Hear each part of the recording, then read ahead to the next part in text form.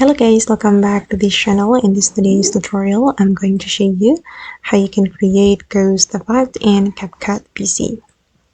Okay, let's get into it guys. I have created a project in my CapCut PC application, and if we want to create a ghost effect, we need to go to the effect menu right here, and then we're going to select the body effect.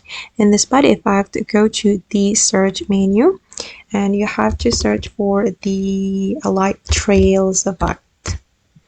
Okay, wait for a moment, it's still loading. Then you can choose this one, light trails. I'm just going to add it to my video, and it will create like a ghost trail effect on your video. And you can customize the blur, the strength, and the speed. For the speed, I'm just going to increase it like this, and this is the final result. Okay. Alright guys, so that's all the way to create ghost effect in CapCut PC. I hope this tutorial will be useful for you.